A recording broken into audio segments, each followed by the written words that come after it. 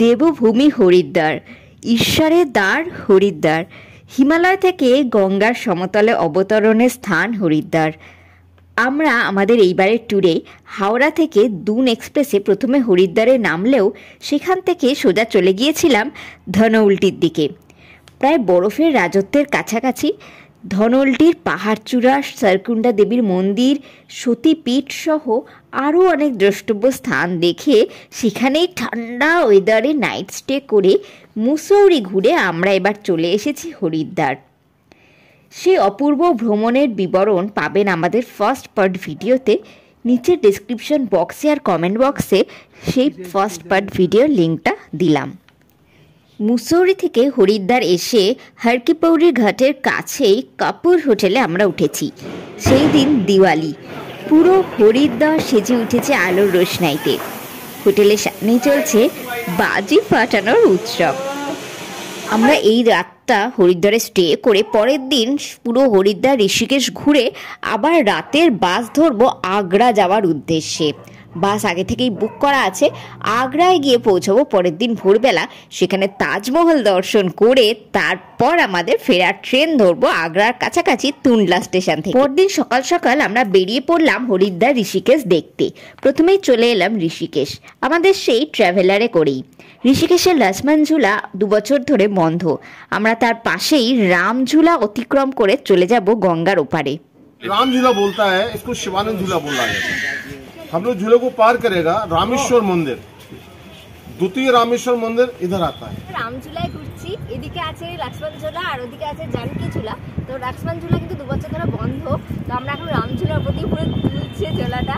এটা ক্রস করে ওদিকে যাবো রামেশ্বর মন্দিরে।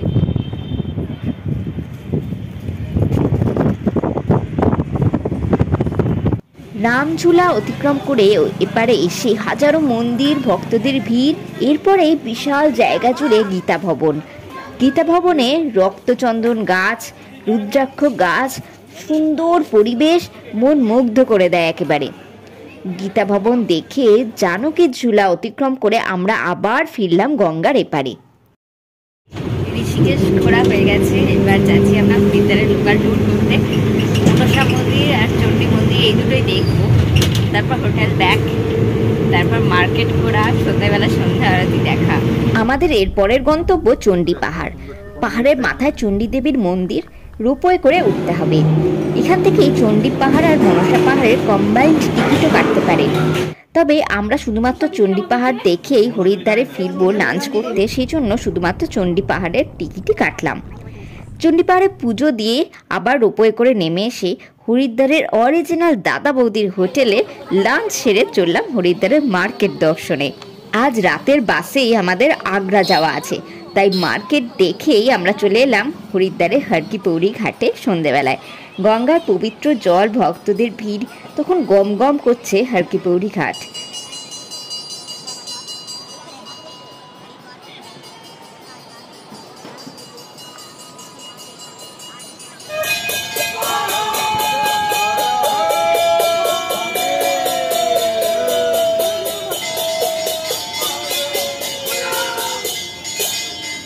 মুগ্ধ চোখে শুধু দেখে যাওয়া গঙ্গার প্রবাহ।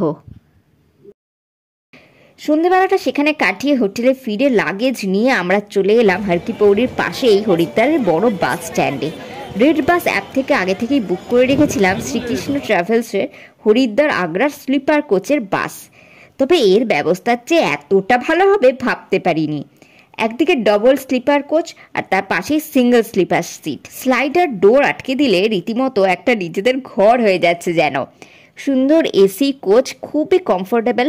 মাঝখানে একটা ধাবায় দাঁড়ালো ডিনার করার জন্য। আমরা বুক করেছিলাম লোয়ার ডবল স্লিপার কোচগুলো। ভাড়া পড়েছিল 1100 টাকা করে। সিটিং সিট নিলে ভাড়া কম পড়ে। ভোর 5টার বদলে ভোর 6টায় পৌঁছলাম আগ্রায়। আগ্রার অতুল হোটেলে লাগেজ রেখে একটা গাড়ি বুক করে আমরা তাড়াতাড়ি বেরিয়ে পড়লাম। এমনিতেই ভোরের সময়, তার উপরে দিল্লি আগ্রা এই সময় পলিউশন আর ফগে ঢাকা। সুন্দর রাস্তা দিয়ে আগ্রা ফোর্টের পাশ দিয়ে চললাম পৃথিবীর সপ্তম আশ্চর্যের টানে। তাজমহল বারবার দর্শনেও যেন আশ মেটে না, তাই এই সপ্তম আশ্চর্যের দর্শন করতে আমরা ফেরাটা ভায়া আগ্রা রেখেছি।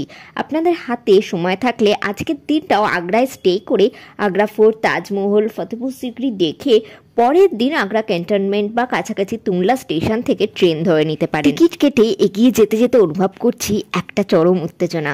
তখনও সূর্যিমামা আকাশে ভালোভাবে প্রকাশ পাননি।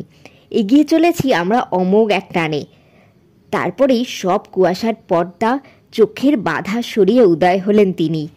বিস্ময়, একরাশ কুয়াশা মেখে সামনেই দাঁড়িয়ে আছে তাজমহল। এর এই অতুলনীয় সৌন্দর্য কখনো একঘেয়ে হয় না, কখনো পুরনো হয় না। ফেরার পথে ঘুরপথে আগ্রা আসার নিয়ে মনে সন্দেহ ছিল, এখন তা সার্থক মনে হলো। এই স্থাপত্যকীর্তি যতবার দেখি ততবার যেন বিস্ময়ে হতবাক হয়ে যাই। আর সুন্দর যমুনা নদী পাশ দিয়ে বয়ে চলেছে। জল বেশি না থাকলেও এটা যেন আলাদাই মাধুর্য যোগ করছে তাজমহলে। মুঘল সম্রাট শাহজাহানের অতুলনীয় কীর্তি দেখে হোটেলে ফিরে চেক আউট করে আমরা আবার তুংলা স্টেশনের উদ্দেশ্যে রওনা হলাম। কালকা মেল অর্থাৎ নেতাজি এক্সপ্রেস ধরে আমাদের হাওড়া ফেরা। আমাদের এবারের ট্যুরের আইটিনারিটা ছিল হাওড়া থেকে দুন এক্সপ্রেসে হরিদ্বার, সেখান থেকে 10,000 ফিট উচ্চতার ধনৌল্টি, তারপর মুসৌরি ঘুরে আবার হরিদ্বার ঋষিকেশ দেখে আগ্রা এসে তাজমহল দেখে রিটার্ন ট্রেন। ঠিক এইভাবে। আপনারা ফার্স্ট পার্টের জার্নি ডিটেলসটা দেখেছেন তো ফার্স্ট ভিডিওতে? না দেখে থাকলে এক্ষুনি ডেসক্রিপশন বক্স অথবা কমেন্ট বক্স থেকে আমাদের ফার্স্ট পার্টের ভিডিওটা দেখে নিন, আর বলুন কেমন লাগলো আমাদের সাথে এইভাবে ঘুরতে। ভালো লাগলে আর এরকম প্রচুর কাছে দূরের সুন্দর সুন্দর ঘোরার জায়গার সন্ধান পেতে আমাদের চ্যানেলটা এক্ষুনি সাবস্ক্রাইব করে দিন। আর ভিডিওটা ভালো লাগলে অবশ্যই লাইক অ্যান্ড শেয়ার করবেন। আবার দেখা হবে খুব তাড়াতাড়ি অন্য কোনো জায়গায় অন্য কোনো প্ল্যান নিয়ে।